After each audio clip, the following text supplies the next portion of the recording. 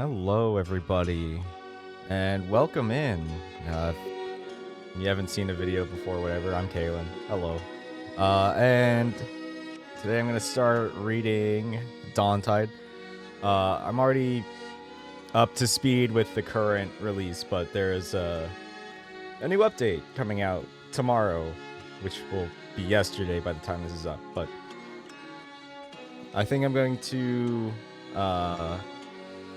probably do routes when they get their next update, because there's not a whole lot right now. But maybe I'll just go through everything that's already there. We'll see. This is actually a take two. I did it. I recorded an episode doing like some little accents, but I don't know. It was a little. I felt like it was distracting for me personally while I was reading it, so I'm just gonna try more flat, a normal voice. Maybe give some people some little accents. We'll see how that works out. Yeah. So without further ado, let's get into it.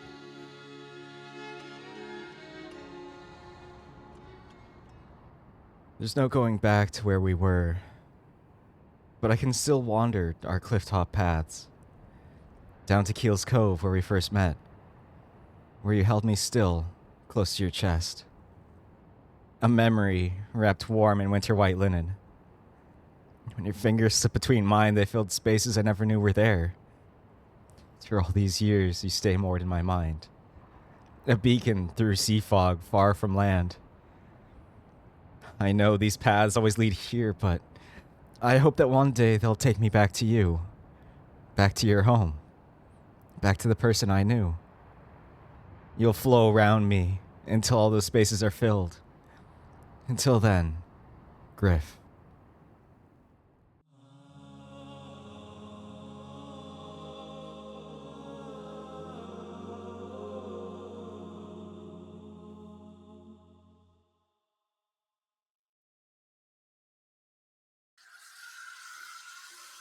The hiss of a steam arm brings me back to reality.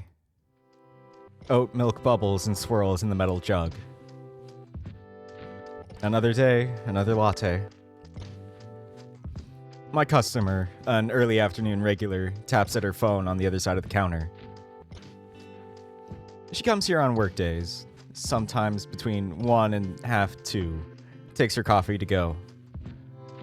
It's about as punctual as most people get in Port Warren. I think she's an estate agent. My wrist wriggles out a wonky oat milk rosette into the cardboard cup. Not my best work. I slip the lid over it. Latte.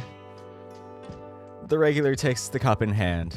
With a thanks and a half smile, she makes her usual exit to the empty street. The lunchtime rush has passed. The rest of my shift will just bring more customers like this one, if any at all. I turn to face myself, half an eye on the door. The muffled sound of laptop keys flutter amongst the strums of music through speakers around the room. The name of the cafe hangs on a wooden board above a long landscape mirror. The boy. I send the person in the mirror a half-hearted wave, hoping to brighten their spirits. You're the boy, Riley? It does very little. I'm tired. It's my last shift for the week. Ace will start her shift soon. Best look busy. I run a damp cloth over the steam wand. Ditch the coffee puck into the bin. And wipe down the surfaces. Out of a small window at the back of the room, the lopsided hulls of small boats breathe gently on low water. I'm reminded that working amidst the aroma of fresh ground coffee is a luxury during low tide. The tap of laptop keys peters out. A dull clap. Rustling in a bag. A red deer clad in khaki tones trots towards the bar. You ready, Riley? Thought you got off at 1:15. Half past. Oh, right. Hazel in the staff room. She'll be out in a bit. Fair enough. She rests an elbow on the counter and tries to make it not look too obvious that she's eyeing her phone. So, excited? Yeah. Kinda. Kinda? I don't know. It's weird. Everyone's been doing their own things for so long now. It's gonna feel a bit strange. It'll be a bit different, sure. But that's good. It's been long enough. Things should be different. Do you feel different? I loosen the cord on my froth-stained apron and turn my head around the room. I guess so. You still worried about your job, or the other thing? I think it's the job. It's strange that they've been out of county and I'm just working down the road. Me and Joe are still here, aren't we? Yeah, but you've got your proper jobs. She looks like she's about to say something, then changes her mind. Look, you've got nothing to worry about. We'll meet Joe and Billy on the way to Ronzo. They'll be glad to see you. You're doing good, right? A smile forms. We probably should get moving, though. Billy's train gets in at 1:45. I place my folded up apron on the counter. The clock on the cash register reads 14:29. Right. I'll go check on Hazel.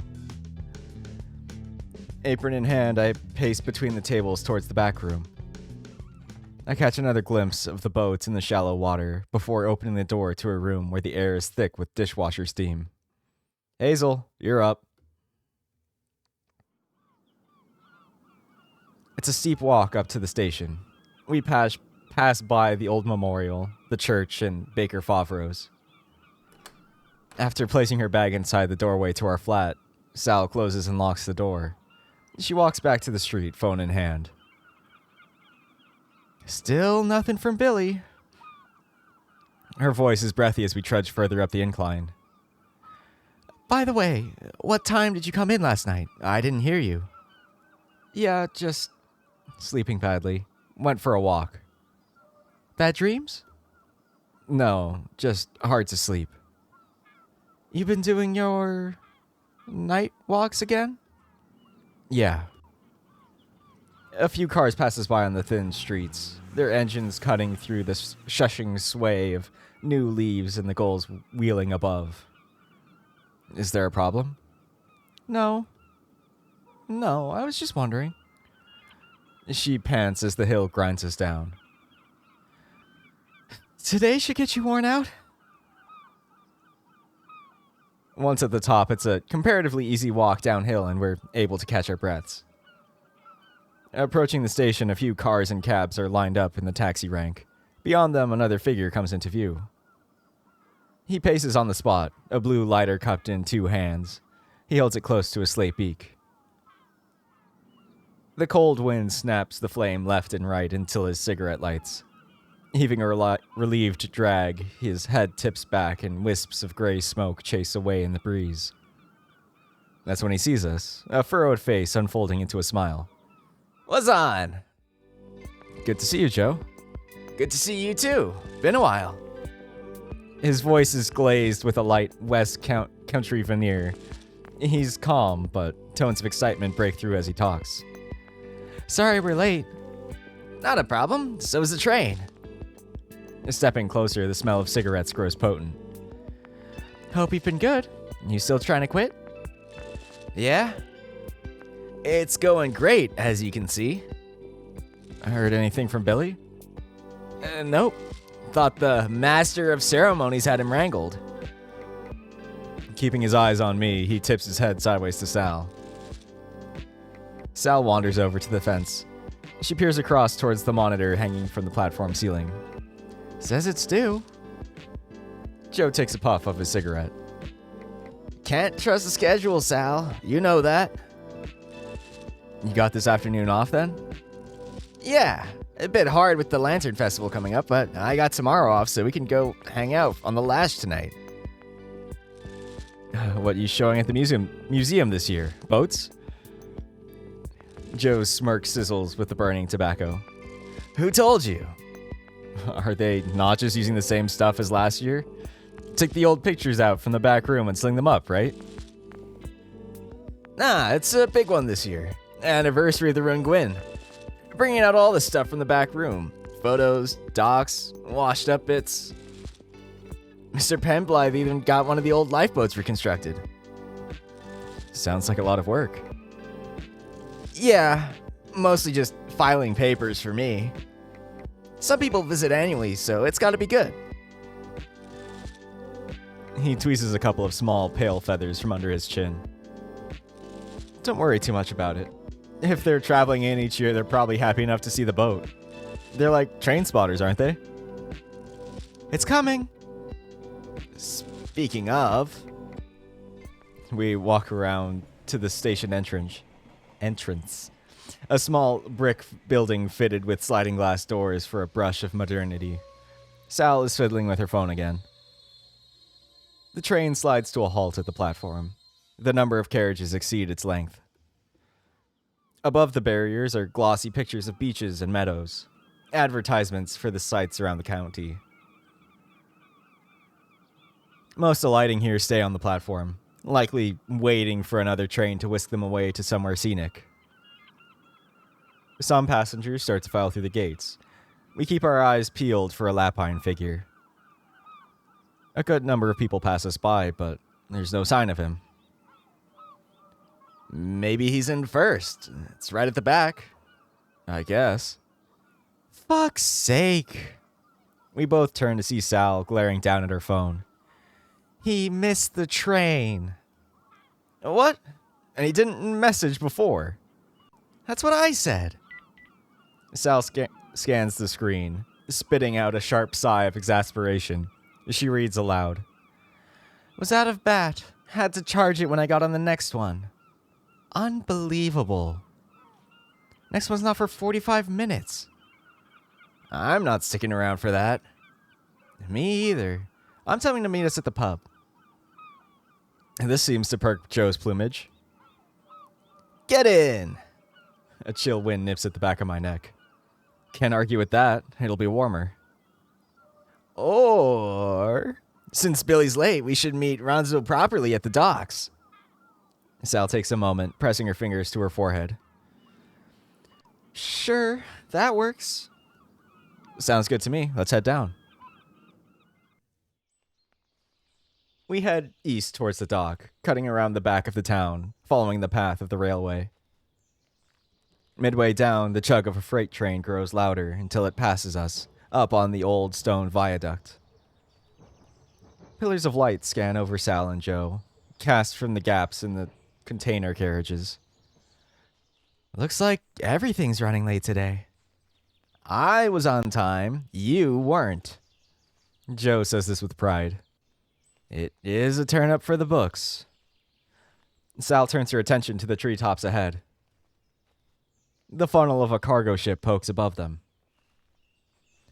I'm going to text Ronzo so he knows where we are. Wait, I thought we were going to surprise him. I'd really rather keep this simple. Come on. He's probably been following orders all week. It's been a long time since you've seen Ronzo. Be straightforward. Call him first. No, make it a big surprise. He'll love it. I think he'd appreciate it, honestly. Breaks the ice. Sal's hand stays in her pocket, dropping what she was holding. All right. But if we spend half an hour waiting for him, it's on you. Guess we'll see. My sight follows the last train carriage as it trundles ahead toward the dock. How's the job going, Riley? Not bad. They're pretty quiet most of the time. Bit boring. Better than stressful, though, right? Yeah. I mean, it's not stressful. Right. He's trying not to push any buttons. Do you know where Ronzo set off from? Somewhere in the States. North Korea, I think. Didn't he tell you? Nah, don't really chat that often. That tracks. Ronzo's great, but you do have to push him for a text response. I scrubbed through my messages with him. There's a couple of music links I sent the other day. Not read. Then a message wishing him a good trip over. Not read. Then there's the brief back and forth around his departure from the dock, littered with abbreviations and typos. Wait, no. South Koyo. He's had his fun in the sun then. The wind turns. It chills me through the loose knit wool of my sweater. Hope he got it while he could. Bet you a pint he'll just be wearing a t-shirt. Do the whole big man thing. Twigs and hard soil crunch underfoot as we continue along the path. Won't be long until we're back on the road. At the base of the hill, the road peels left across the bay. Before weaving back through the heart of the town, it runs along a wall of corrugated iron, a drab metal blister on the headland's pastoral greens. At a gap in the fence, we see dock workers passing through with clipboards and hard hats, the usual fare. Between them are glimpses of a rarer sort, at least for these parts. They're the ones that bring life to the town when the big ships take anchor. A lady passes by us, browns, blacks, and whites painted across her like marble paper. Her ears are perked up like two satellite dishes as she speaks cheerily to a top-heavy man with gray-green scales. Both of them spot dark blue overalls with Liverson emblazoned across the front, the same emblem that marks the great freighter's hull. Still, no sign of the guy we're looking for. Do you think we should go in? No, I think you need a badge. I reckon I could blag it. I'm not picking you up if you get caught trespassing, Joe. I don't think they mind that much, Sal. She shoots me a look that says, don't encourage him. But yeah, Joe, she's right. Best not to push it. I told you we should have messaged him. Yeah, well, I bet he wouldn't even respond anyway. If we don't see him soon, I'm gonna call. Joe, who until now has been leaning against the iron gates, suddenly jolts up. He turns to us and whispers excitedly. I can see him. He stays low and points through a gap in the posts. Sure enough, a scruffy gray figure in blue overalls plods towards the barrier. Told you, Sal. Okay, what are we doing? Joe motions towards himself frantically. He's trying to whisper, but it comes out more like a raspy bellow. Come on, get down over here. We duck down, scurrying over to Joe. He presses his beak to the gap in the fence, silent. He's loving this.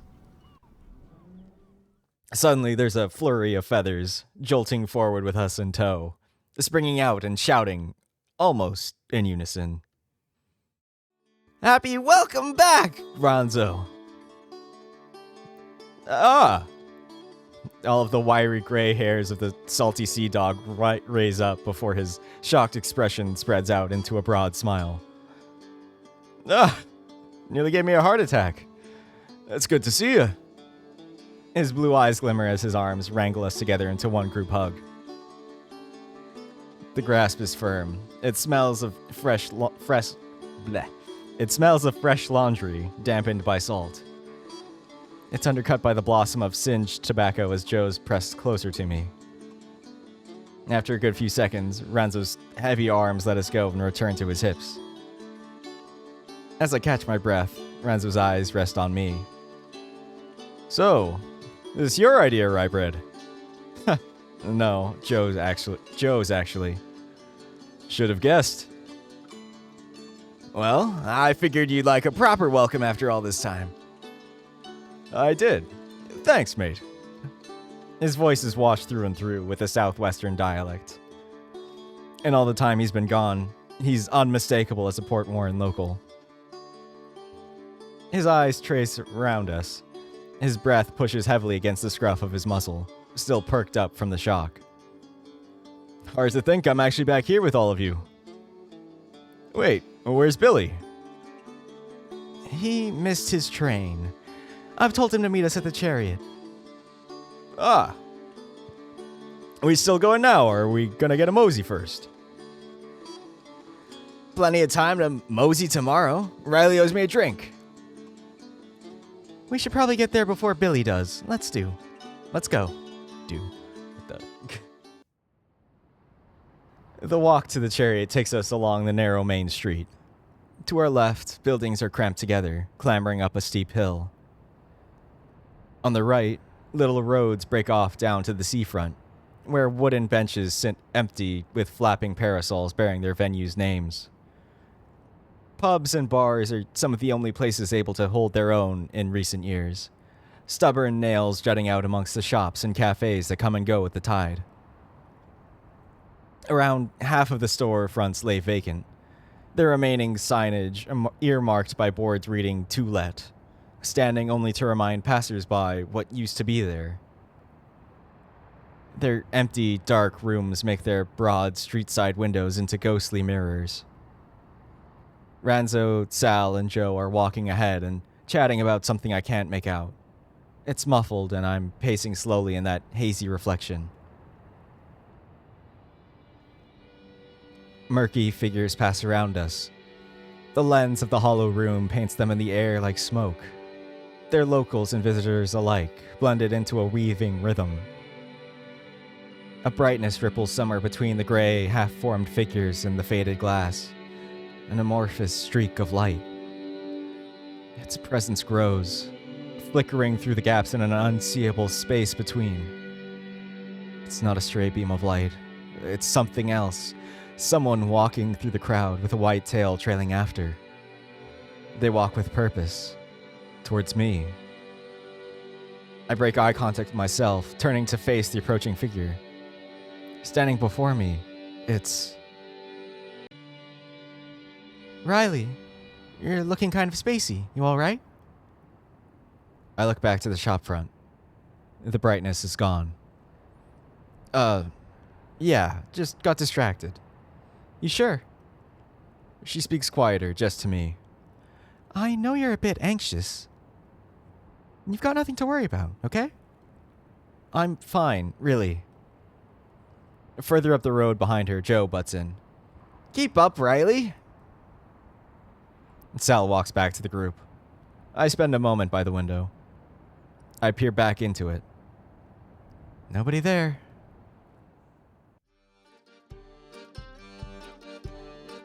Walking into the old chariot, our eyes take a moment to readjust to the dim surroundings. Most tables are empty, save for a few old men sat sipping room-temperature ale to the tune of some old blues on the tinny speakers of a jukebox. You haven't been able to smoke inside for about 20 years, but you wouldn't know that from the air. Creaking across the floorboards, we head towards the little windowed nook, our teenage home. The Chariot wasn't the best pub here by a long shot, but they never checked ID.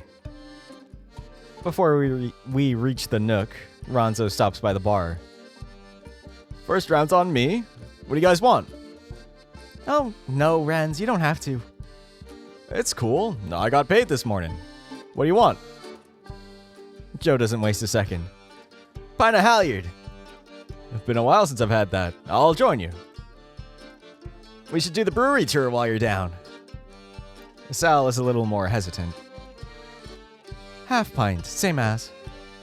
Ranzo turns his gaze to me expectantly. I'll have what Joe's having.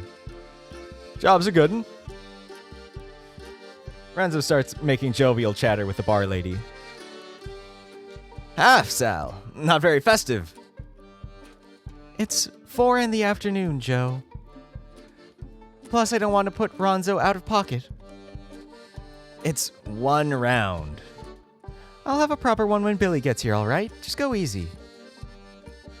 We all squeeze into the wooden benches by the window. This place was built centuries ago when folks were smaller. Joe and Sal sit opposite me, and I leave a space for Ranzo on my left. Good to be back in here, eh? Yeah, it's got that real comfy atmosphere, hasn't it? She wriggles from side to side as she tries to get into a position where our legs aren't bashed up against each other. I mean, yeah, there's better places, but... I perform a similar dance, trying to park myself in a well-worn spot. It's got its charm. We can always do something more like this more often, you know? I think the last time we went out for drinks was the last time Billy was down. Yeah, sorry. I've been really busy and... You don't have to work that much, you know. Take a break. Let loose a bit, girl. You're always working on something. Air rushes out of her nostrils. You're right. It's just been a lot to set up this year and... Joe swings his hand down onto the table.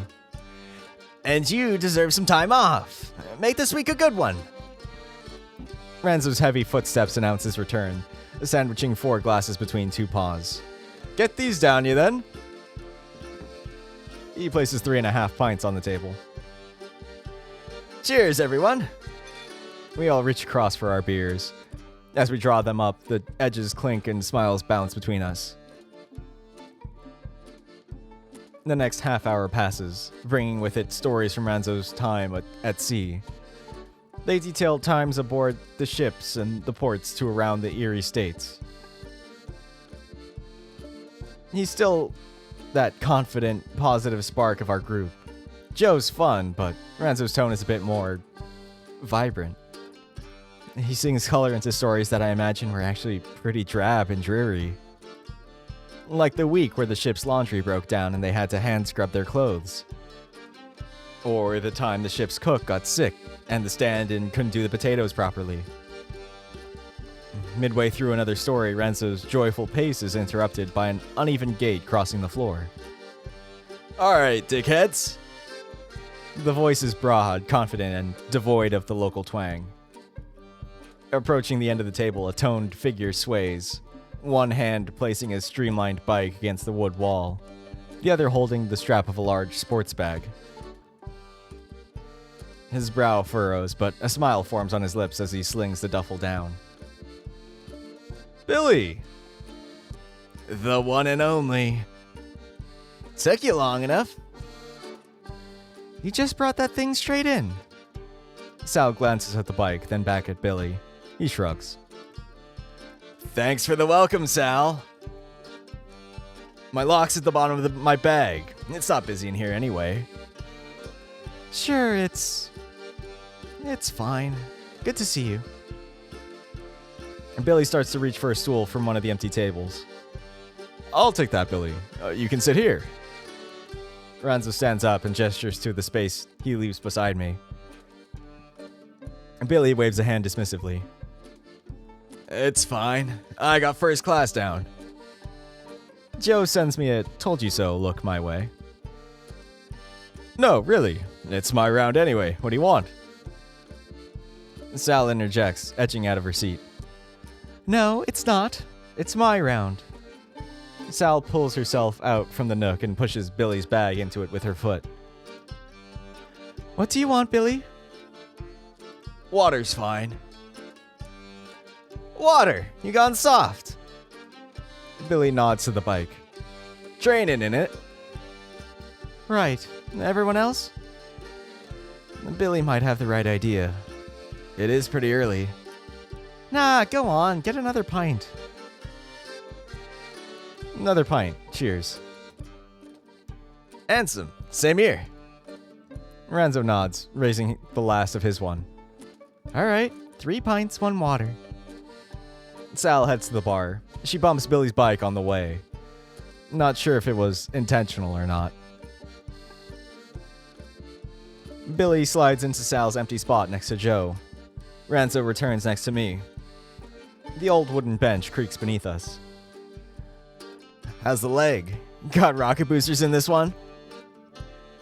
Billy extends his right leg to the bicycle leant against the wall. Below a flexing thigh, his leg tapers into a curved prosthetic. I'm the rocket booster, mate. Rockets run on water, do they? They sure as fuck don't run on lager. Not having a beer belly flapping around on the velodrome. You're not tired of riding around on a big circle yet? Nah, man. It's Zen. About to achieve enlightenment on that bitch. Looking forward to getting back on the hills here, though. Looks like it does you good. You've gotten hench? You doing steroids on top of your usual stuff? It's all me, dude. I was gonna ask, do you still get people being weird about it? Sometimes. They want an easy excuse when I whip their arses in trials. Real reasons that I put more time on the track than anyone else. Surprised you've got time for your course. Enough to pass, that's all that matters. And with Jess around, I bet coursework's the last thing on your mind, eh? She's not around. What? As Sal approaches the table, Billy takes his glass from the tray and sips. We broke up. Oh, shit. Sal's face slumps with disappointed sympathy as she sets down the tray of drinks. You and Jess broke up? She was so nice. Billy takes a long sip from his water and wipes the dew from his prickly lips. What you saw, sure. I wasn't feeling it. Kind of needy. She said I was spending too much time training. It was a choice between that and her. Billy's eyes whiten with resigned indignation. So here we are. I'm sorry, man. Don't be. I'm better off. Don't give a rabbit a chance to run, I guess. There. Dickhead. Joe raises a glass towards the center of the table. Anyway, cheers to being back. The looks of sympathy ease around the table, and more glasses rise to meet Joe's with a clink. Cheers to being back. Nestling together in the nook makes the space between us to disappear like the drinks in our glasses. Drifting between conversational currents, I'm bathed in the same familiar tones I've known my whole life. They've changed, some more than others, but a kernel of past selves is preserved in all of them. Ranzo rattles off another sea story, his timbre rich and bright.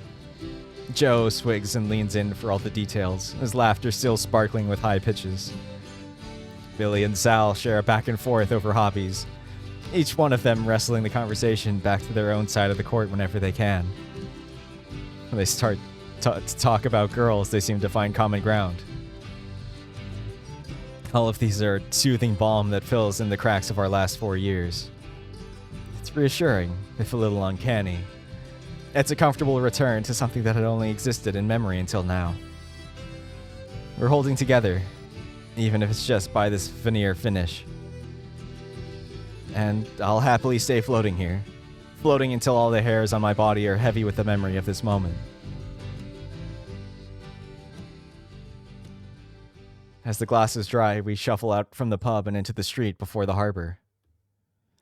Though it's approaching the evening, the dark interior has made our eyes tender. They sting in the sun and our hands raised to shield them. The tide has risen and swept the foul smell away.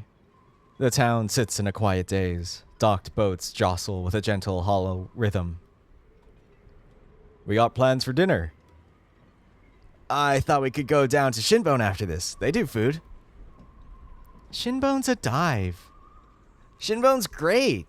They have bands on sometimes, too. Last time I went there, I got food poisoning. Pass. That was months ago. I go there all the time and it's fine. What's Shinbone? It opened kinda recently. It's like an underground speakeasy kind of thing. Sounds fun. They do burgers and stuff too. Too lowbrow for Sal. Not too lowbrow for us, though. Joe looks around indignantly. Really? Am I the only one who likes burgers here?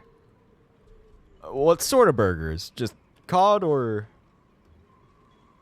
Cod, haddock, place, all of them. It's the whole gourmet thing. Joe looks sideways to Sal. Veggie too? Though, maybe that was the problem with yours. I don't trust anyone to make a burger if they can fuck up the veggie option. Anything around here less greasy? What about 115? Closed. Shit. What about Granary? Sal shakes her head. Closed. Weren't you back here in October? Yeah, but I don't eat out much. So that's why she left. Maybe tell me what isn't closed instead. Sal racks her brain, thinking of a place that does something other than takeaway that's maintained its spot in town. There's the Wheelhouse. That's way better. I'm down. Fancy that, Rye? I like the Wheelhouse. Haven't been in years. I look over to Joe, who still looks less than thrilled. It's fine. I just find it a bit like... If you're going out, go out. Wheelhouse is way more out than that burger place you were on about. You're just pissed off because you can't stuff your face with chips. It's fine. I'll do wheelies. I want to show Ranzo's shin bone tomorrow, though. Joe turns to me. You too, man. I can't believe you haven't gone there. Where is it again? Seriously? Shinbone? Shinbone Alley? Stupid question. Oh, right. Bit on the nose, really, isn't it? Yeah, like having a church on Church Street. But there is a church on... Oh, right. I'll get us a table booked. I'm pretty sure we can just go there, Sal. It's only Tuesday. I don't think it's gonna be busy. Right. She tries to look aloof, but the tension in her back tells me she won't be satisfied until we're all on track. Shall we head up there then? Billy taps the sports bag he has slung around the handlebars of his bike. I gotta get this stuff to the place first. You want us to wait, or...? Nah, it's fine. I'll meet you there. We'll save you a good spot, man. Thanks, Fuck! As Billy tries to remove the bag from the front bars, the handlebar snags. The front wheel twists inward, sending the bike, the bag, and Billy onto the floor. Unlucky. Are you okay? Renzo stoops down to help Billy back up, but he's already up on one foot. Get off! Billy's hand bats Renzo's away. He pushes himself up and starts untangling the bag straps. Are you hurt? No, I'm fine. He pulls the bike up to inspect it. I can't see any scrapes on the frame, but there's a graze on his knee. Sorry, man. That was good. You want a hand getting that back? I said I'm fine. They're only asking, Billy. He brushes himself down and slides the strap of his back up to his shoulder. Pack, probably. Don't worry about it, okay? I'll meet you up there. The bike ticks along at his side as he starts to walk. The frame bounces and shakes on the cobblestones, but he keeps it on course. You doing all right there, Renzo? Me? Yeah, I'm good. Why? He's being pretty arsey to you. He's just cheesy. Doesn't like people making a fuss over him. I think his pride's hurt more than anything else. Still, he'll be fine once we get up there. We pick up a slow pace in the opposite direction, tracing the wall of the harbor until we get to a thin, steep street. You need to drop anything off, friends? Nah, left everything at my bunk before getting here. You not staying with your mom? Yeah, I will be. You just didn't want to drag it all around all afternoon. Smart. Plus, I've got the cabin either way. What's it like in those? It's usually pretty good. You get your own room with a little ensuite and a desk. It's cozy, mind you. And some of the smaller ones there's a bathroom and a shower down the hall. So it's like either a cheap hotel or a hostel. Pretty much. You're on your own room service. You're your own room service, though, and they give you a bollocking if you're untidy. It's nicer when you're docked. Don't have to worry about tying stuff down. I'd rather take your mom's place, personally. A smirk crosses Joe's face, but he holds his tongue. What's your plans while you're down? There's some family things I need to sort out. I'm seeing Mom tomorrow. Probably Eliza, too. In the silence, something burns in my palm. Fuck that, man. You're here to chill out. Ranzo's eyes follow his feet. She's my cousin. I should at least say hello. It won't just be hello with her, though, will it?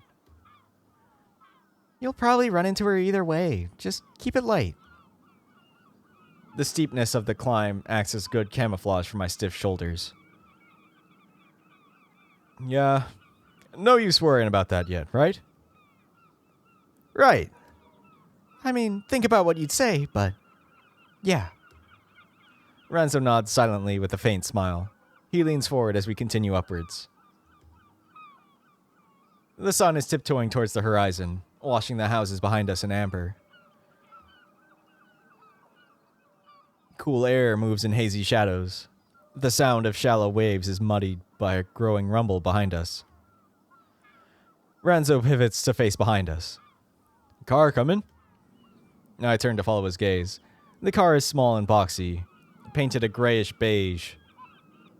A yellow taxi sign rattles on its hood as it trundles steadily towards us. Move over. Our group parts to either side of the road, flattening ourselves up against the wall on what little space passes for a pavement. It's then that I realize I've been left on my own. Joe, Ranzo, and Sal stand shoulder to shoulder with their backs against the opposite wall. I consider moving over to them, but the little taxi pulls itself up the bumpy road between us. Light bounces back from the windows as it struggles forwards. It forces me to squint. Between blinks, I see a figure in the back seat. Their head rests on a hand, leant up with an elbow on the door. Black fingers score across a pale arrowhead of a face. Though they're smothered by sunlight, I feel the flash of two yellow eyes wrap around me. My heart holds me in place, and the window and the car move past. That's not... The roar continues rising until it disappears over the hill's crest. Once we've checked there's no other cars coming up behind it, we regroup on the road to carry on. Maybe I'm still cloudy from the pub atmosphere, but I feel like my movements are a second or two behind my thoughts. I'm starting to wish we took a cab up now. I'm knackered. Don't you do all that heave-ho stuff for a living? It's more like being a floating janitor. We'll get you ship-shape for the mainland then. Keep hauling. All right. That's a good place to end this episode. Do the wheelhouse. The next one. So I hope you're enjoying it so far. Kind of wish I was more comfortable doing like the accent that I was going for with my previous attempt, but maybe in the future I'll figure it out. But anyway, I hope you like it, and I hope to see you next time. Bye.